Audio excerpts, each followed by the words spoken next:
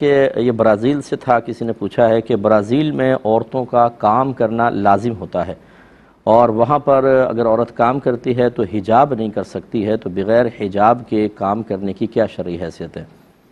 دیکھیں، حجاب سے مراد اگر آپ کی نقاب نہ ہونا ہے پھر تو کوئی ہی مسئلہ نہیں ہے، اسکارف وغیرہ پہن لیں سامنے کے، یعنی چہرے کا استثناء تو حدیث میں بھی ہے، تو اس لیے بامر مجبوری اگر عورت چہرہ کھول لے تو اس کی اجازت ہوگی۔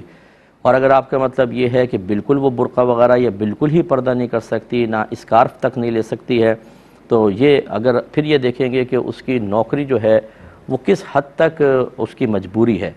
اگر تو کوئی گھر میں مرد کمانے والے ہیں اور اس کو کوئی مسئلہ نہیں ہے تو پھر تو وہ پھر پردے کو فوقیت دے گی، پھر جاب نہیں کر سکتی ہے۔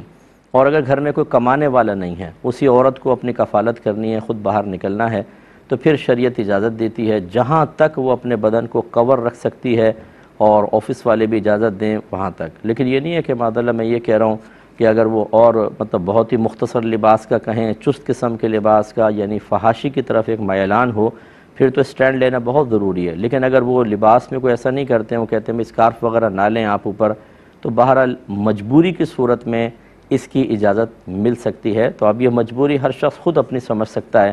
بعض چیزوں کو ہم مجبوری بنا لیتے ہیں، حالانکہ نہیں ہوتی، تھوڑی سی فائٹ کر لیں، تھوڑا سا اسٹینڈ لیں تو ہماری مرضی کے موافق رزلٹ نکل سکتا ہے۔